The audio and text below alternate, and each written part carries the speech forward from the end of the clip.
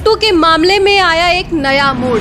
आखिर आरती क्यों पहुंची पटना और आरती के पटना पहुंचते ही क्या कह गए तेजस्वी यादव। आरती को जैसे ही वो निकलती है घर से कि उसके गांव वाले लोग उसको मारने आरती कहती है कि जान की धमकी भी जान से मारने की धमकी। तेजस्वी यादव जी ने कहा कि न्याय मिलेगा। ऐसा भाई के बातों से बहुत संतुष्ट हैं, लेकिन उसके बावजूद भी अगर कानूनी प्रक्रिया आगे नहीं बढ़ी। आरती पटना पहुंची, क्या कुछ बातें हुई, सबसे पहले ये बताइए। देखिए, आरती का मैं लगातार बोल रही थी कि आरती पटना आने वाली है।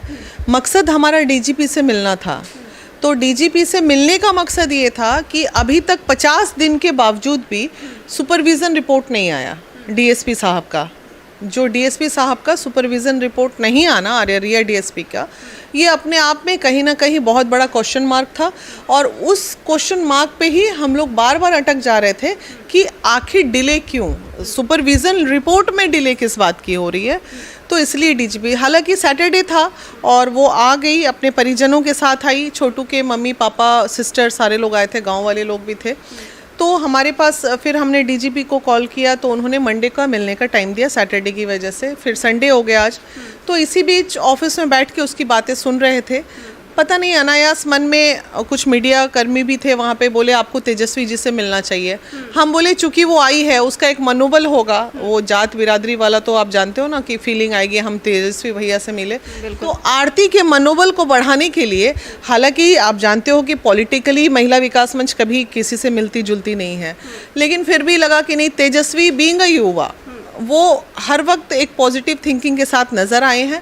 तो मैं सोची कि चलो ठीक है, ले जाया जाए। तो पूरी टीम हमारी रेडी हो गई ले जाने के लिए। अब संगठन है, सबके अगेंस्ट हम डिसीजन भी नहीं ले सकते, इसलिए सबकी इच्छा थी कि मिलना चाहिए। तो मिली, चलो मिल लो। कितने समय इंतजार करना पड़ा था वहाँ पे? देखिए, इंतज़ार जाने के बाद जो वहाँ प्रोटोकॉल है, गेट बैराकेटिंग, वहाँ पे खबर गई अंदर कि महिला विकास मंच मिलने आई हुई है।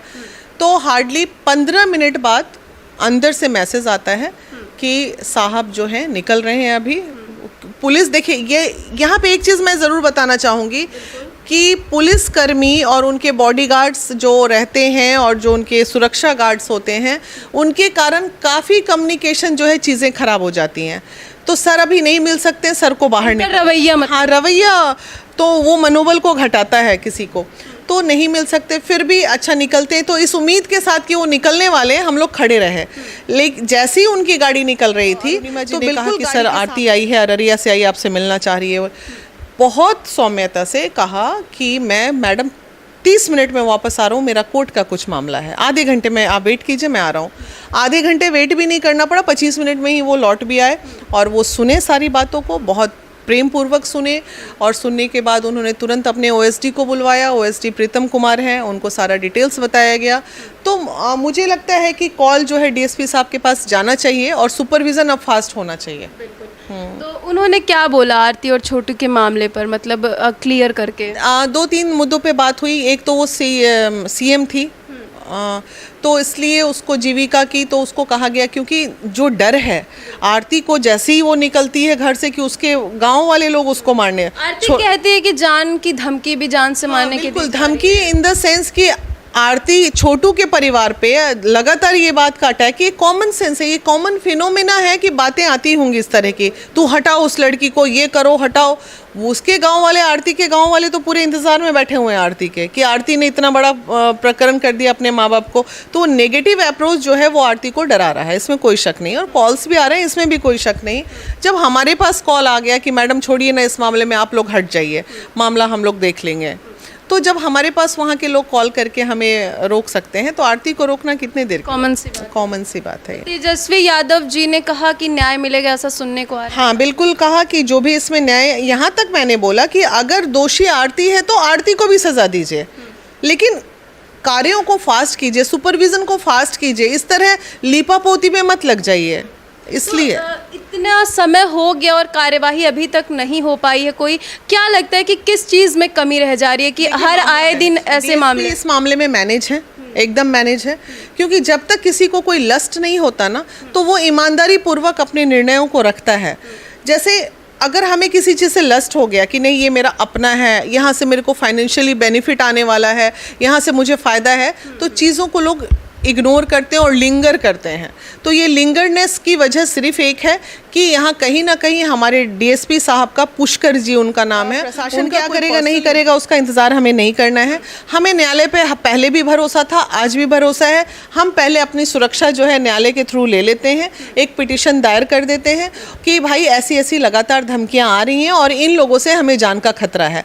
जैसे ही ये मामला न्यायालय में जाएगा कि इन लोगों से जान का खतरा है आरती के द्वारा, तो वो लोग तो पहले ऐसी बिल के अंदर घुसते नजर आएंगे।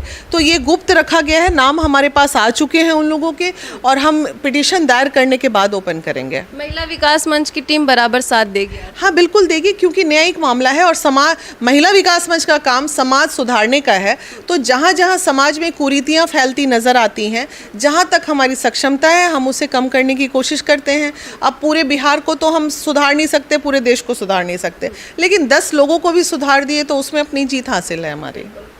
तो देखिए, कहते हैं कि सदियों से इतिहास रहा है, मोहब्बत कभी पूरी नहीं होती। अगर एग्जाम्पल में ले लें तो हीर रांझा, लैला मजनू, ऐसे कई कपल थे जिनकी मोहब्बत पूरी नहीं होती। उन्हीं में से एक आरती छोटू को लोग मानते हैं, और अब छोटू इस दुनिया में नहीं है, लेकिन आरती लगातार छोटू को इंसाफ दिलाने के लिए आगे आती रहती है। और आरती का साथ महिला विकास मंच की टीम भी लगातार उसी समय से दे रही है। और अभी राष्ट्रीय संरक्षक महिला विकास मंच की जो वीना मानवी जी हैं, उन्होंने क्या कुछ कहा आरती जब पटना आई थी और क्या कुछ बातें हुई, वो भी इन्होंने सारी चीजें बताई। ये सारी चीजें सुनकर और आरती के पटना आने का कारण सुनकर आपकी क्या राय है, कमेंट सेक्शन में